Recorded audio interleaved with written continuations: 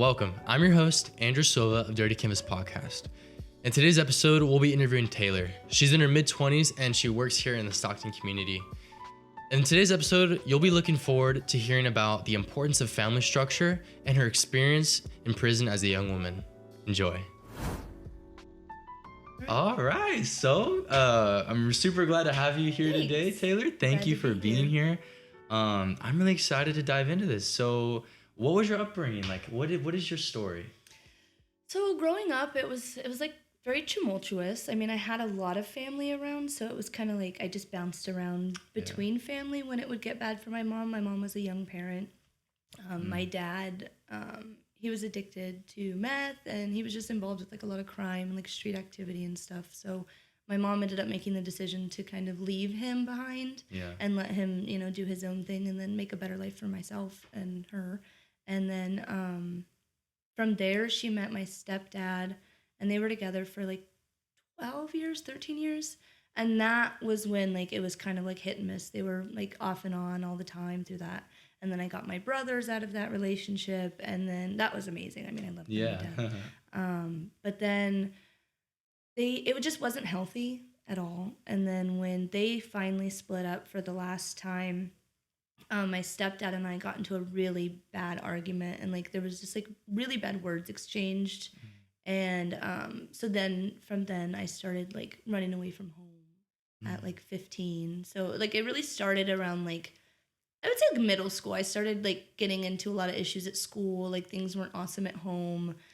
So I was just like always getting into it with other kids. And then and then when I started running away, I started drinking a lot with my friends, and then I was already smoking weed since I was 13, and then so that wasn't new, but I started popping like Xanax and muscle relaxers and whatnot, and then it just kind of it was tumultuous through my childhood, and then it kind of just like progressively snowballed into like just like a bad teenage years. Yeah, definitely. So Definitely. And so were there any like pivotal moments for you in your life, like in terms of like trauma or anything of that? So when I was there, I mean, there's been quite a few. I've like I said, it was tumultuous, and that's just like a blanket term for kind of everything I experienced. It's like a roller coaster. Yeah, exactly. And so like there was some domestic violence in the house with my stepdad. He meant really well, but he struggled with alcoholism while he was like raising me, who wasn't his child. And then like my mom and him kind of had like a broken relationship, and it just, it was hit and miss. When it was good, it was amazing. They were like meant for each other. It was amazing. And then when it was bad, it was like terrible, right? Everyone get out of the room, like spread out like cockroaches. And so dealing with that, it kind of put me in a headspace to accept a lot of really weird things in relationships. So, like, I found myself as a teenager, like, you start, like, getting interested in, like, other people, and, like, I was, and so I just found myself in, like, really poor relationships. So there was one particular relationship where I found myself being abused physically, and it was when I was running away from home, and I was seeking shelter. I was seeking, like, solace in somebody, basically, because, like, I felt like my home life is what I wanted to get away from. And so I found that person, and that person just tore me up. And so after that is when I was really like heavy into my drug use. And then I wasn't suicidal, but I was like passive suicidal. It was like kind of passive aggressive. There was a pivotal moment when I was in 5th grade. My mom had separated from my stepdad. And one of the millions of times. And I was having like these really weird feelings, and obviously in 5th grade I'm like not that old, so I'm like just figuring myself out, coming up with my own opinions and whatnot. And so I told my mom, like, it was really weird. I felt like I needed to tell her that I was scared of myself. I like stopped sleeping through the night, and like I was just like, I told her I was like, I'm really scared of myself. And she was like, okay, like that's different. And I told her like, I don't want to sleep alone anymore. I'm afraid I'm gonna hurt myself. And she was like, okay. So she took me in. I was hospitalized and then medicated heavily for multiple years.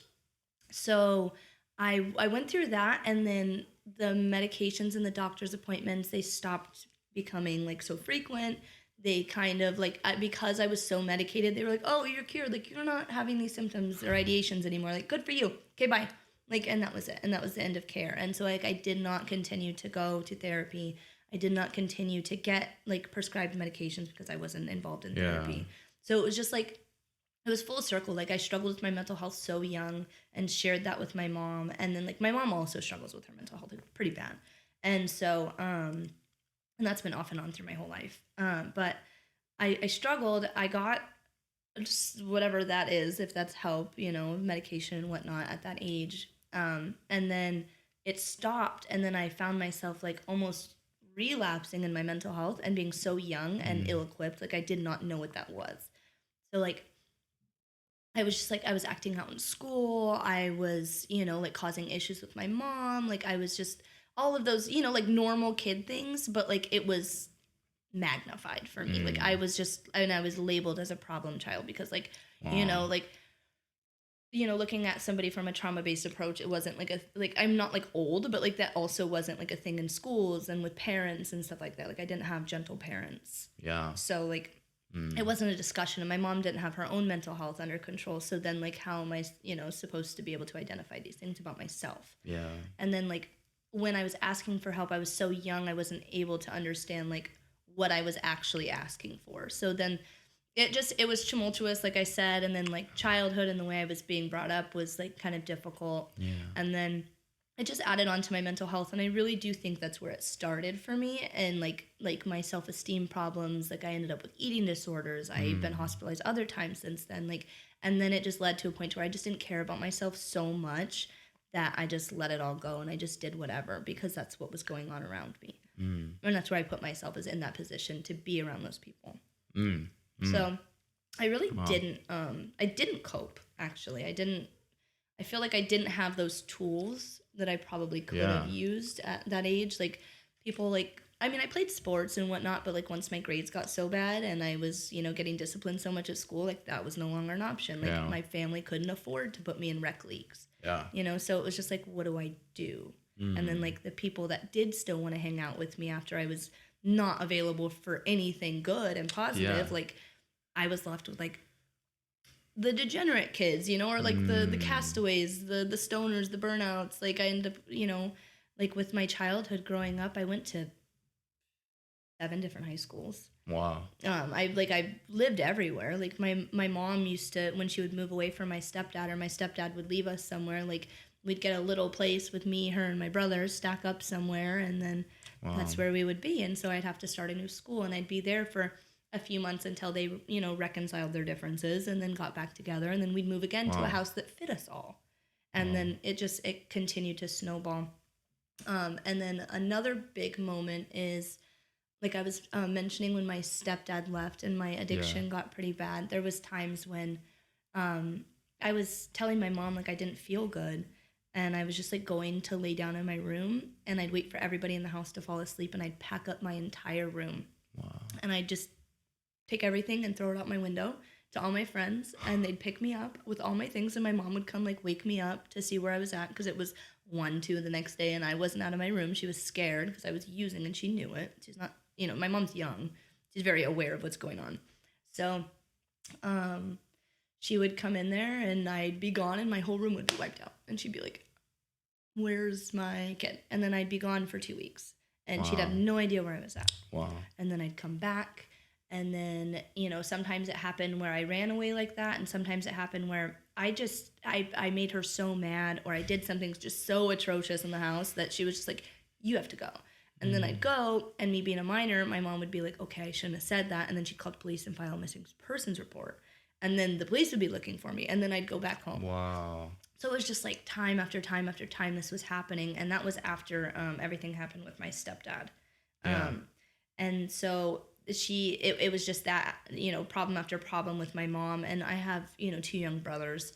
And so at the time they were, I don't know, 6 and 7. They're like 14 months apart. So they're really close in age, but a lot younger than I am. And so I'm the oldest out of 3.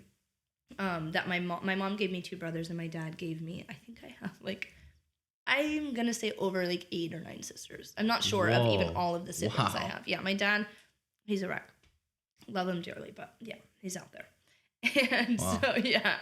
Um so anyways, when my stepdad left and it was just problem after problem, my mom in the midst of all of that ended up getting a new boyfriend. And he was very like old school, like kind of country guy, which was different beat from what my stepdad was. Very different, just two whole different individuals. Yeah. Which good for her. So he came along and he was like, "Oh no, I'm not living in a house with a crazy teenage girl like this. Like you need to put your foot down." So I came back after from being gone for I don't know how long, a couple weeks. Came back because my mom was like, "You need to come home. We need to talk." And I was like, "Okay." So I came home. I was tired. I was broke. I was hungry. I was probably stanky. I needed to wash my clothes. Time to go home. So I went home, and my mom had all the rest of the things that I had left in my room the last time I had left.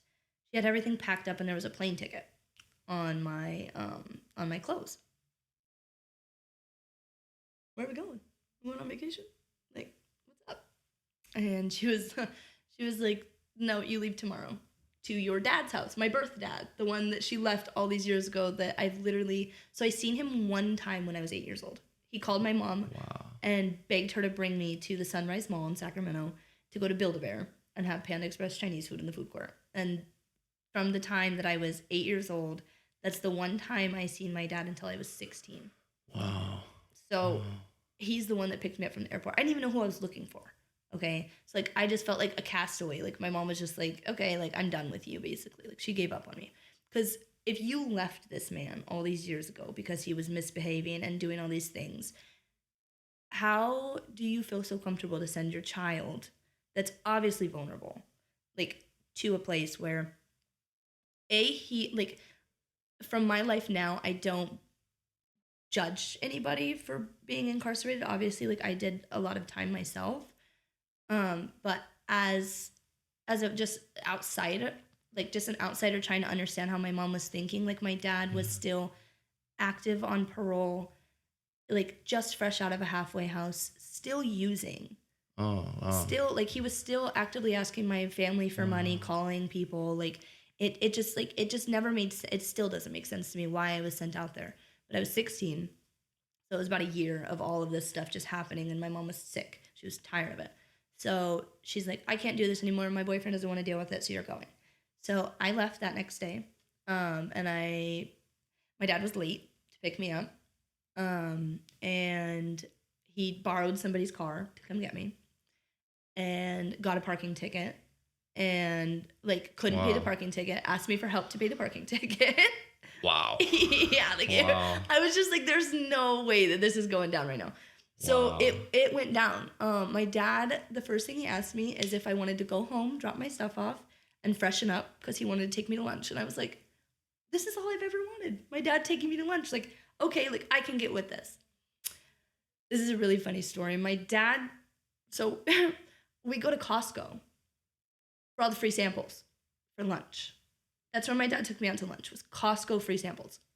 Wow. Praise God. And hey, it was my dad's version of, "Hey, kiddo, welcome home." Like, welcome home. Yeah. And so from there, like I was just like, "Okay, I'm gonna have to take care of this person." Wow. I immediately got the feeling I'm gonna have to take care of this person. So nobody when I was out there got me enrolled in school. I mean I was supposed to be a junior in high school. I still was not enrolled in school. I'd already been dropped out for almost half the year. So by the time I went out there, like I there was no school that was close enough, and my dad didn't have a car. So I had to rely on his girlfriend and her work schedule to get me around to try to find a school. I had none of my legal documents. My dad's not responsible to keep any of those things. I had no cell phone, no way to contact anybody. Like I was just there in South Dakota, by the way. I know I didn't tell you where I went. South Dakota. Wow. Sioux Falls, South Dakota. That's where his latest binge had landed him, was South Dakota. Wow. And so that's where I went. And it was insane. I couldn't get into high school. I ended up finding like this adult school that took me.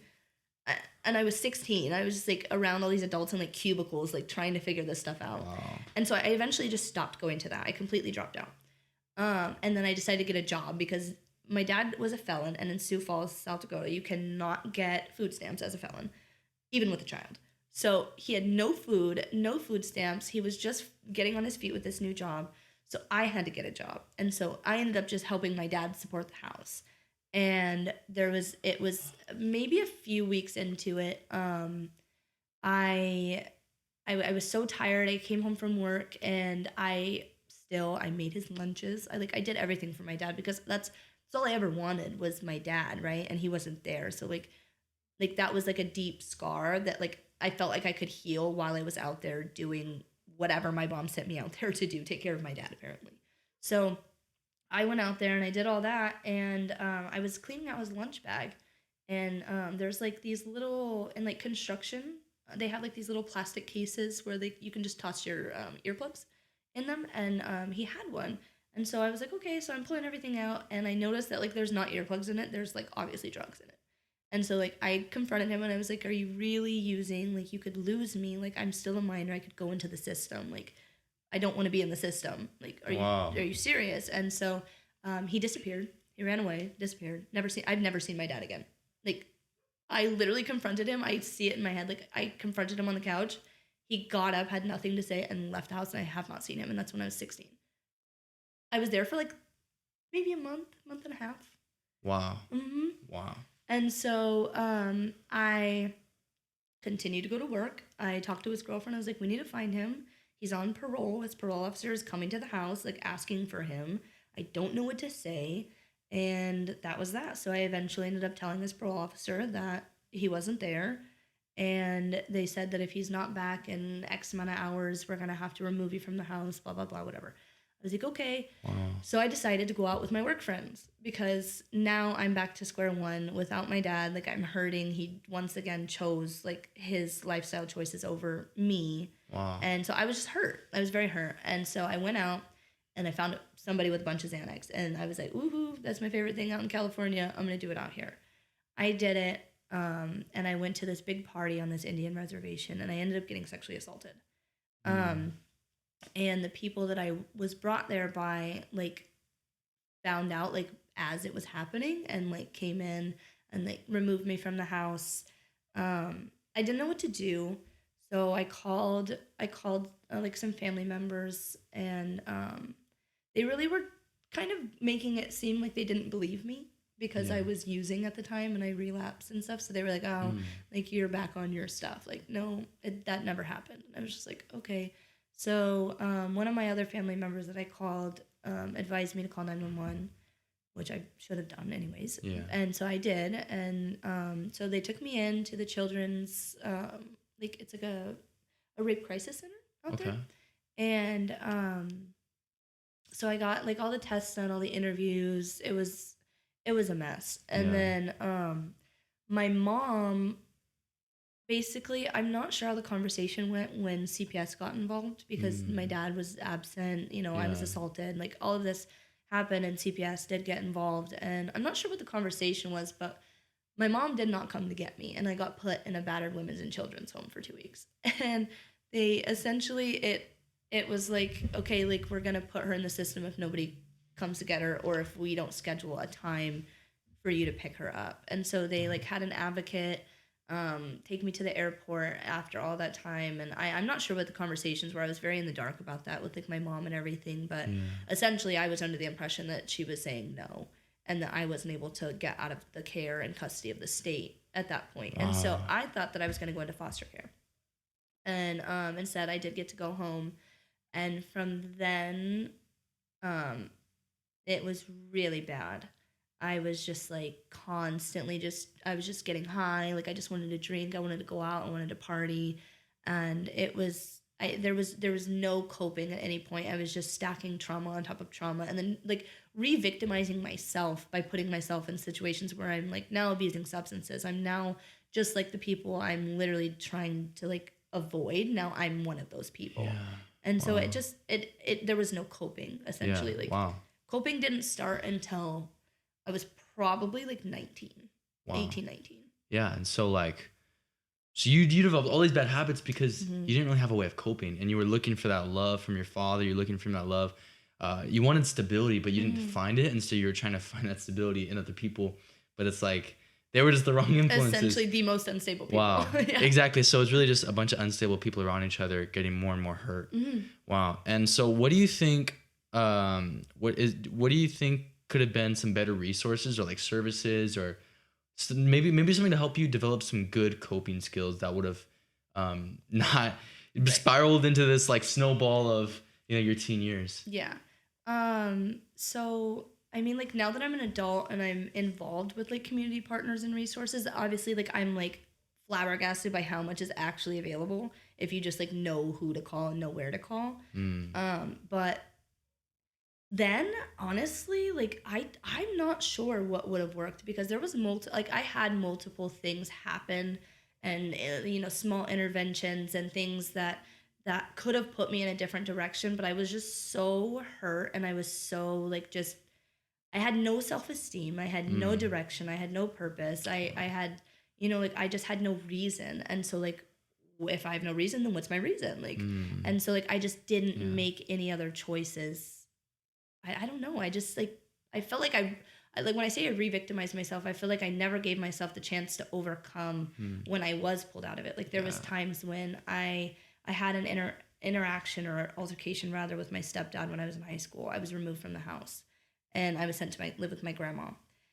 I had everything I needed there. My grandma is extremely successful. She's, for the most part, like healthy, like, you know what I mean? Like no one's perfect, right? But like she was a healthy situation for me to go to. It was in a good neighborhood, same neighborhood my mom got to grow up in. Like, it was really a good opportunity and I chose to not participate in school properly. I chose to find the bad friends. I chose, like I feel like a lot of times I could have had what was right in front of me. It was literally handed to me until I blew it up myself. And then that happened so many times that I feel like it just like help stopped coming.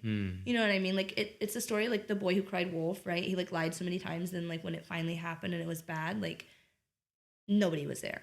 And I feel like I was handed so many things and opportunities and I just didn't do anything with that. But also on the other hand, like mentally, I was just not prepared for any of that to happen and I didn't know how to come out of it either.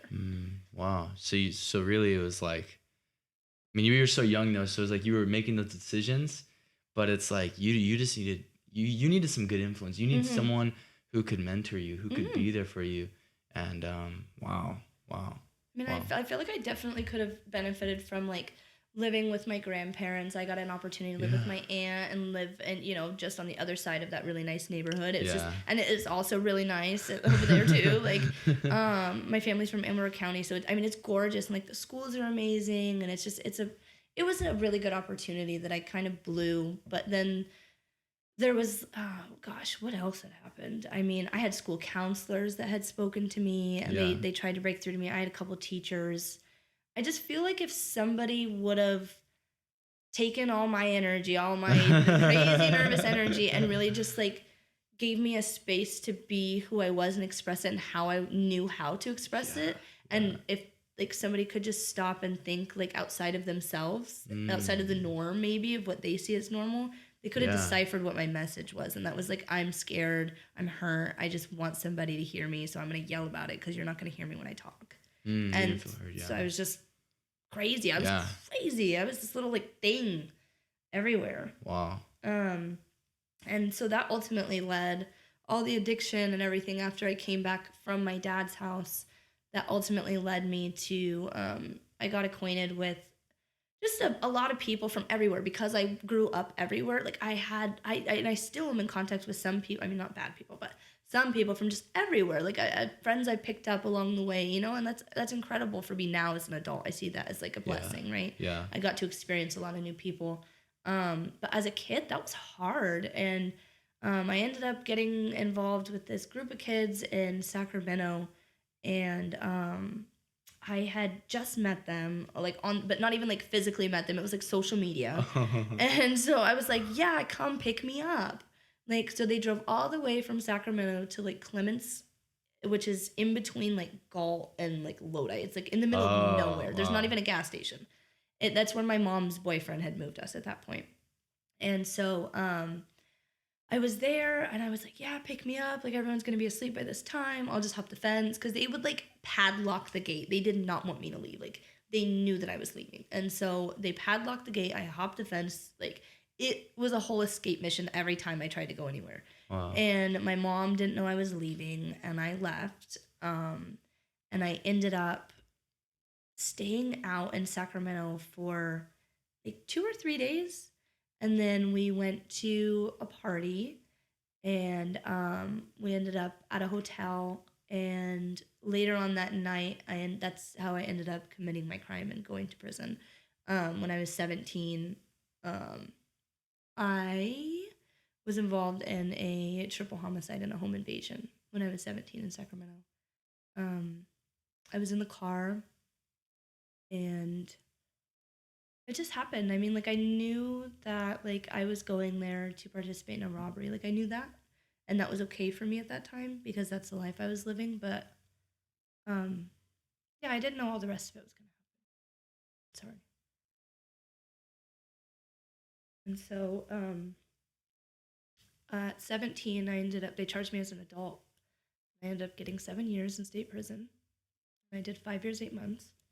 And I came home August of, God, was it 2021? Wow. So a lot of my pivotal moments and interventions and healing happened in that time when I was incarcerated. In juvenile hall, that's where I initially went because I was underage. They can't house minors with adults.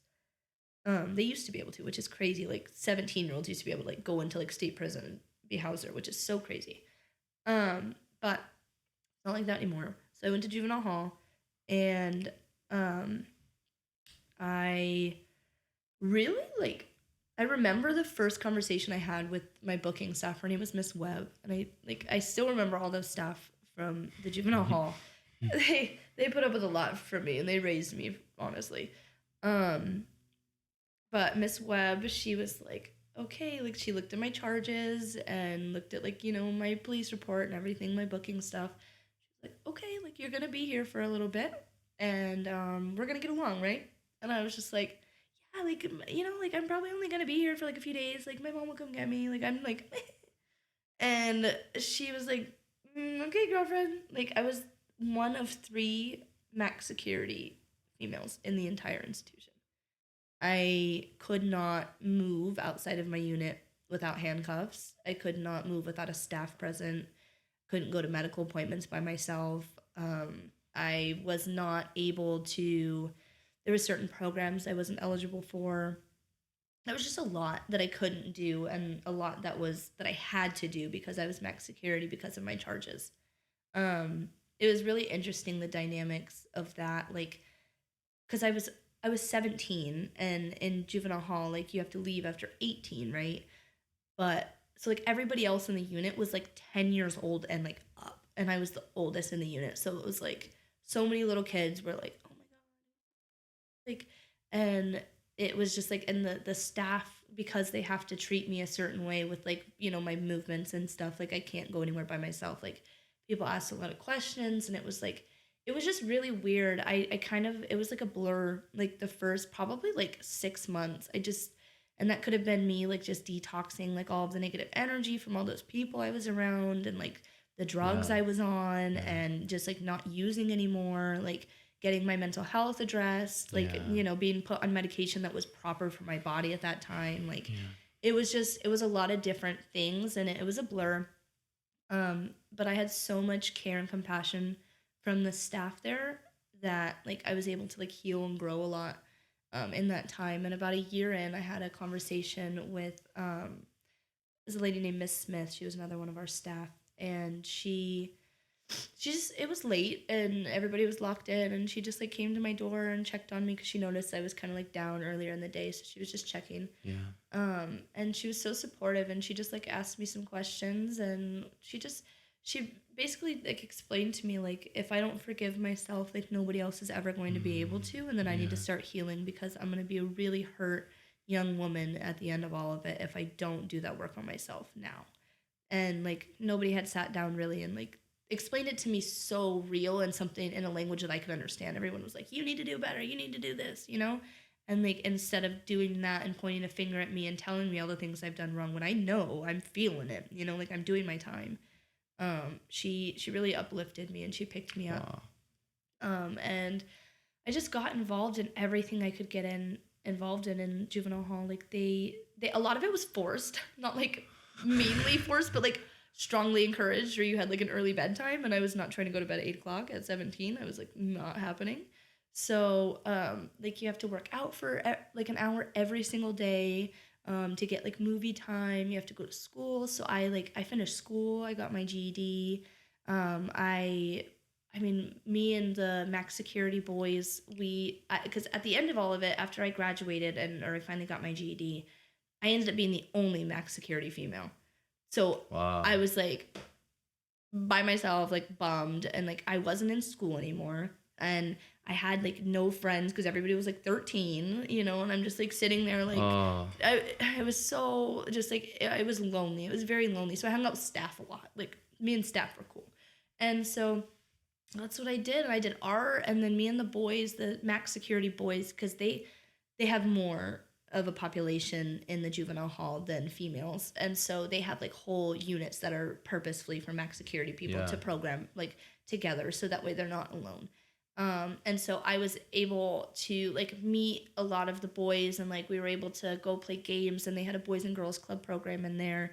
We were able to, you know, like go hear motivational speakers and just do all kinds of stuff together. We had it's called Studio for Students, ran by, his name's Eric Tagg in Sacramento. He's amazing. He taught us how to make beats, like produce music, set up the equipment, awesome. Like, and we all got to do that as a community, as a family. And like that, it was just so, like, that's a huge pivotal moment is juvenile hall, like the support, the community. And then me and the like I was saying, me and the max security boys petitioned for long enough, and they were so sick of us.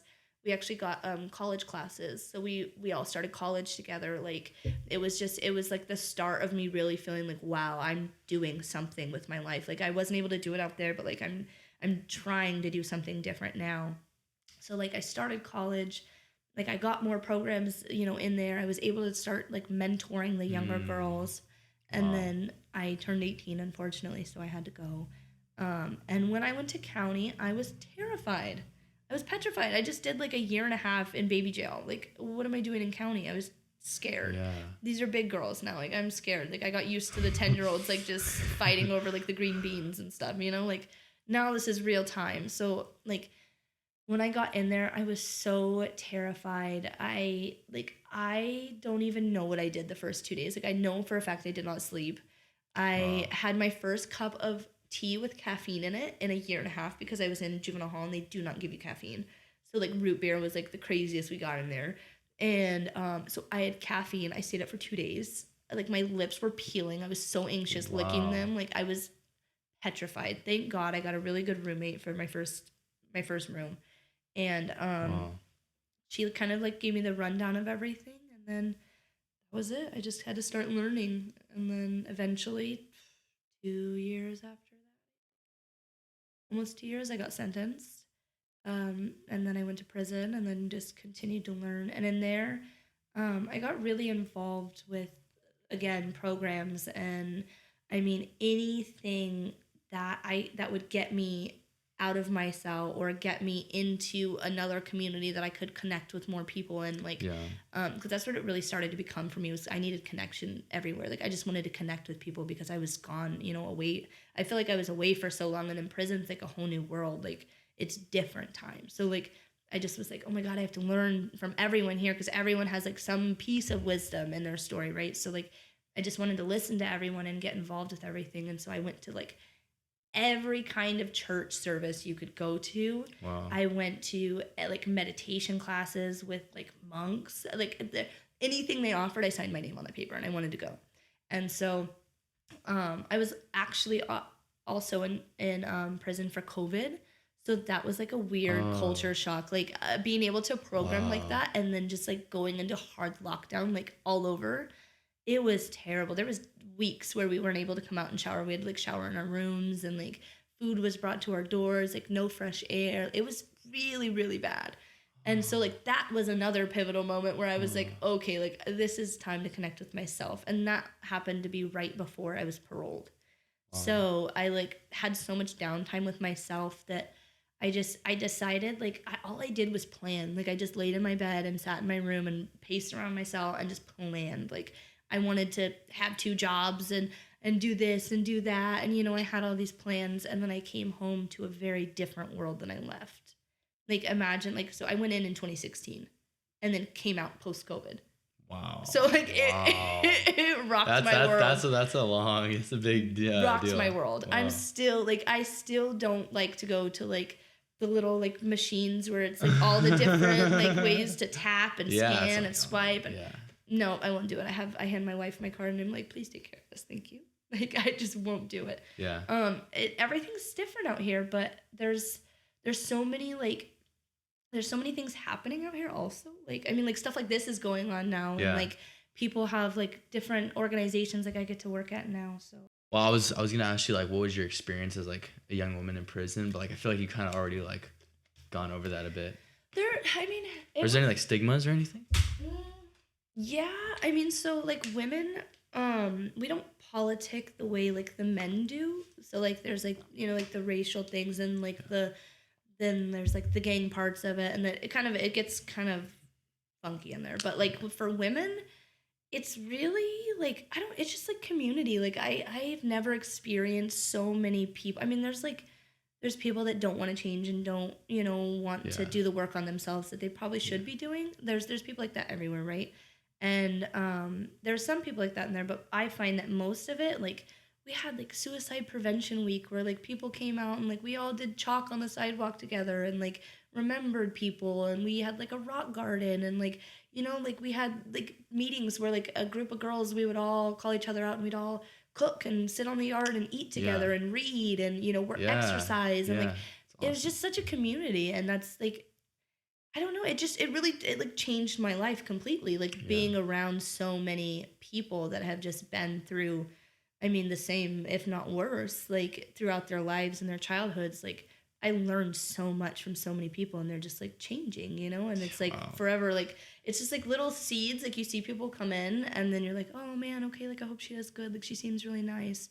And then like 2 weeks later, like they have like the job that they wanted, and they're like programming the way they should be, and like taking care of themselves. And like I don't know, I found that like that much downtime. It helped so much with my healing. Like I was able to process things and think and cry and write about it and just I don't know, it just changed me completely, honestly. Wow. Changed everything. Wow, that's amazing. Yeah, so it's like just that time to yourself and like just in a better environment, like that was where you were able to really change and like finding that community and finding those resources that were meant to help you. And you actually were aware of the resources that you had, because before you weren't really aware of those, right. You weren't really in the mental space either. I feel like that's what I was saying, prior to my incarceration and like before I got really heavy in my drug use, I feel like, I didn't know what help I needed because I didn't have a really good, healthy example in front of me to like be a role model. Like, okay, I probably should be a little closer to that than where I'm at. Yeah. And then also like I wasn't really aware of my emotions because it wasn't something that was discussed or like really addressed in my household like growing up. So I wasn't like emotionally competent even with myself. And so that was huge for me. And I also like on top of those things, I don't feel because I didn't have really healthy role models to look up to and to get information from. They didn't have the tools either, or they would have been healthy role models, right? Like if they had the tools, they would probably be different people. Yeah. And so it's kind of like this generational thing that happened, and like I'm really trying hard and working hard to stop it with me because like nobody else should have to, experience that in my bloodline. Like, like that stops with me because I recognize and nobody was able to tell me and give me that help and show me, like this is the road you need to be taking, A through Z, like this is what you should be doing. I didn't know that. And so then when I went around all these people who had already been through everything I'd been through, if not more, like I was saying, like, And they're telling me, like, there's a different way. Like, you can do something different with yourself. Like, you could be the person you want to be. You could have the jobs you want to have. Like, don't ever let it change. You know, like, don't ever let it deter you. Like, you're not what you have done, basically. Yeah. Like, you're not your experience. Yeah. And then when I was in there, I also got connected with ARC, Anti-Recidivism Coalition. Oh, okay. And their whole staff is formerly incarcerated individuals. Wow. And so like it was insane to be able to have like these seminars in the prison, and they came to like educate us about our rights and what we could be doing and all these things. They even had like job fairs, so you could like sign up. Like if you had a projected release date, you could sign up and then get a job. I mean, unfortunately, they were in LA, so I couldn't. You know, wouldn't have worked out for me upon my release. But the opportunity is incredible. And so like just to be around so many people that are trying to heal themselves as well as just helping heal others, it was exactly that, healing. And like I was able to move forward from a lot of things, and like my mom and I have a different relationship today. And you know, like I'm able to have a fulfilling relationship with my partner, and it's just been really good since then, because and I attribute that to everyone that had their hands in, you know what I mean, like helping me grow, whether that was staff, other community people just coming in volunteering for us. I can't even tell you, like Christmas time, that's so hard in there, right? Like I'm away from everyone and everything. I don't get those experiences, and that was like years on top of years of missing that as a child, right? Because at 17 I'm still a child, and so like I missed that. And then in prison, like my first prison in Christmas, or Christmas in prison I should say, they brought like bags door to door, and it was like hygiene and like candy bars and like little cards from like community, like churches, putting them together, like, hey, I wanted to give you this bar of soap, Merry Christmas, like just that sort of thing. Like those little, it seems so minute and so irrelevant to like the bigger picture as a whole, but like those little things built me up. And now I'm able to like I that's when I'm giving now, like I think of those times when I was given to, and like it's just like I just get to do it over and over and over, and that just means the absolute world to me, to be able to be on the other side of it now, uplifting people. Wow. So like now, like following your like after incarceration, now you're since you've been surrounded by a lot better people and just those resources, and since you've been given, now like you want to give back to your community. And so is there anything you're doing now that you're doing for your community now? Yeah, actually, so I've been with Prevail, formerly known as Women's Center Youth and Family Services. Okay. I've been there, it's actually a year this month. And I'm an outreach program specialist, so Monday through Friday, I go to all over San Joaquin County, and I go into the homeless camps, and I'm specifically looking for youth, so I get to serve the community that I once was a part of. Yeah.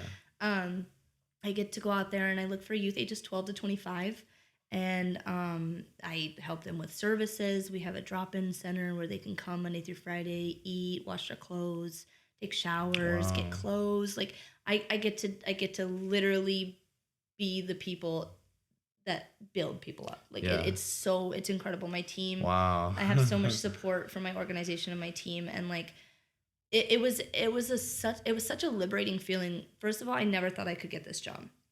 When I came home, first thing I got was a bartender. I realized that nightlife probably isn't what I should be doing on parole. So I was like, I'm gonna try something else. So I went to like Dollar Tree and did like shipping and freight. Hated my whole life. And then I worked at a winery, and that was cool, but that was still a little too close to nightlife. So I was like, okay, like I don't really like this. Yeah. And because I felt like I could probably get sucked back in if I was around it too much. You know, I had to watch my surroundings, my people, places, and my things. And that's what matters when you surround yourself with good things or bad things.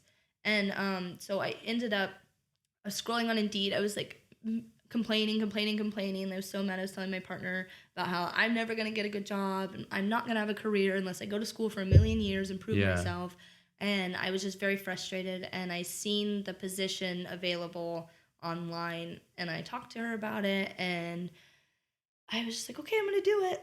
And so I did it, and I waited, and I thought I didn't get it. And as soon as I gave up hope, they called me back, and they were like, okay, we'll have you come in and do your interview. So I went in, did my interview, and we were talking about like the background check and all that kind of stuff. And I have kind of found that it's better to just come out and say it, because I'd rather not somebody find out about it and question me about it, like I was trying to hide who I was. I'd rather just let you know that this is the situation, this is what happened, but this is who I am today. So I was open with them, and they were so for it. They were like, you have lived experience. We want you. We need you. I had a second interview, and they asked me, like, can you tell me your story? Like, I want to hear your story from A through Z. And like, I bawled with my interviewer, who's like now my like big, huge supervisor.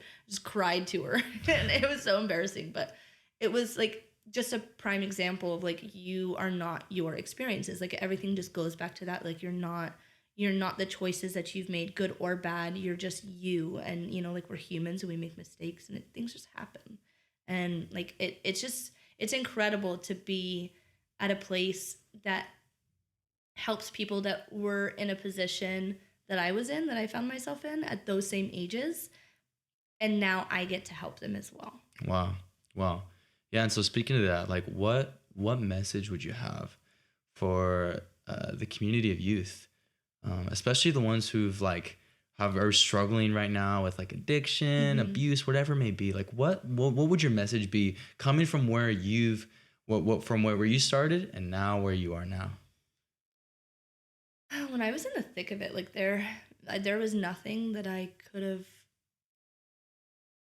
came up with on my own to talk myself out of it. And that's why I went through it. But my message and what I could say to somebody that was like experiencing those things, or even just experiencing anything, because growing up is hard, and being young is hard, life is hard, abuse is hard, trauma is hard. I would say honestly, like, seek help and look within. Like, honestly, like, look within, talk to whoever, if it's a counselor, if it's Jesus himself, pray, write it down, send a letter out that nobody will ever get. Like, you really have to feel like you have to heal. You just have to heal within yourself. And honestly, like, you're not your experiences. And any choice that you make, you're still worthy. You're still worthy of love. You're still worthy of a second chance, a third chance, a fourth chance. But I mean, we're all humans. We make mistakes, Yeah. Wow. Well, thank you very much for being on the podcast. Honestly, I really do believe that, especially when we've done certain things, people can look at like our life, and then we think of it like as a canvas. Like, it's like, wow, like we have all these different paint marks, but it's like, it looks really bad. Like, it looks really dirty. But what's so beautiful is that a lot of times it can turn into like some sort of abstract art, right? Where it's like you do all this, and then there's different paint. And so like for you, like there was, especially like in your incarceration, there was some new paint being put on the some more brighter colors, and absolutely. It in reality, a lot of people may judge it and be like, dang, that does, like, what is that even supposed to mean? But in reality, it's very beautiful. And I think that represents all of our lives, especially because we can't go back and change what we've done, but we can move forward and we can just keep growing. And so I really appreciate you being here. And it was so great hearing your story. And I just want to go back to you guys as well. I really believe that we can learn a lot from Taylor's testimony. A lot of, whether in the systems, whether it's, we need to understand what our resources really are, but then also just being surrounded by community and just continuing to grow and being given opportunities. And so thank you very much. Thank you. Thank you.